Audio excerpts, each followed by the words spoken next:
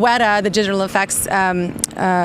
digital effects team, they are always creating things and always, they're so industrious. And they made this suit, and it was the first of its kind. It's like a wetsuit that you peel on and you zip into it, and all of these wires are woven into the suit. And yes, the dots, but they're more like infrared lights, and they're picked up by about, something like 7,000 cameras strung up all over what they call a volume, or in the city, which was another one of our volumes. And, you come in, you get your suit on, you get your dots put on your face, you put a clear mask on to know where those dots go exactly, you put your head in a do-rag, you put a helmet on, you put a battery on your head, a microphone on your head, a battery on your back, a fan on your back, and then you scale into the system, which is called ROMing, and then you're essentially good to go. And that happens every day, and actually every time you get out of your suit to eat lunch or to go to the bathroom or to take a break. So it's actually easier just to stay in the suit.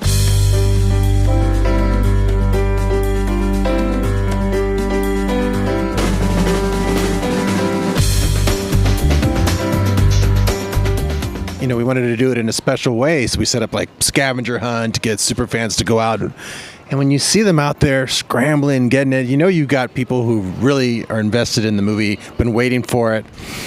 And it's an excitement unlike any other. I mean, when you're a filmmaker and you're toiling away at a movie, especially one like this, it's taking like 3 years, you want an audience that's very excited for it like that, and this is the best place. People are so excited for the movies, and I remember bringing Sin City here for the first time, and just hearing the reaction of people, seeing something they hadn't seen before, just really validated all the work that you'd put into it. It was going to be originally a Jim Cameron film, and that's just how he rolls. I mean, he has to reinvent the wheel, otherwise he won't bother to get out of bed. So each project has to be something that has innate challenges, yet still is driven by a very heartfelt story and a very personal story, so you can feel that the spectacle comes naturally out of the story. So that's what put me in the game for something like this. I wanted him to be hands-on because I wanted to see this movie from him. I knew he had been working on it for a long time, but the Avatar success got in the way. He was never going to get a chance to ever revisit it.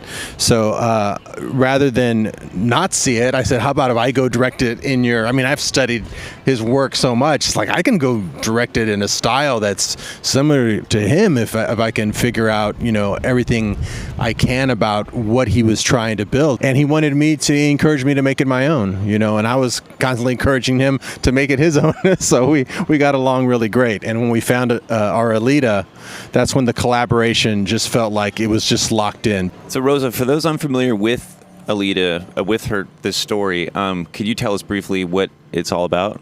Sure. Alita is found in a scrapyard, just a bust and a head.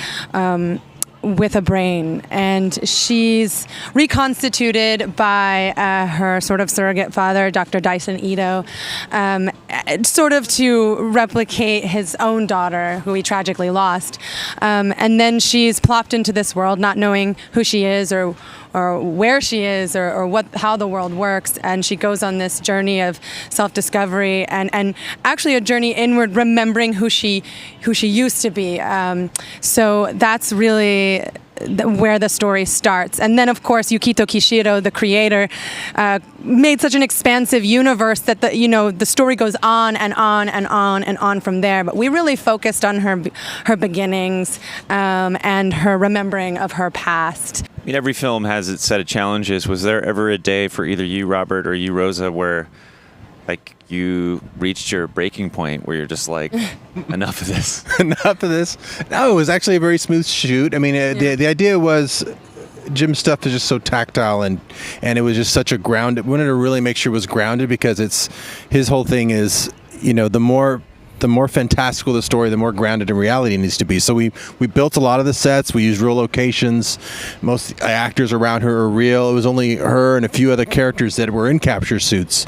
So there's a lot of reality around them that we're capturing. So you're trying to shoot it just like a regular movie. What's cool about what Kishiro did is he didn't make something that was specifically Asian specific. It wasn't set like in Neo Tokyo or in Tokyo or in Asia. It actually took place in Kansas City. We moved it to South America to have actually more diversity, more of a melting pot, because Jim scientifically figured a space elevator would only work at the equator anyway. So it gave this movie a lot more color and texture than you normally see in a science fiction film. And it was always in Koshiro's work that it was a melting pot. There was different signs of different languages and of all the different cultures that have gathered in this very last city in the world. So everybody's come to this city. That's why you can very organically have a lot of diversity in the movie, because the main character is a human brain, but her body parts come from all over. She's not from a specific place.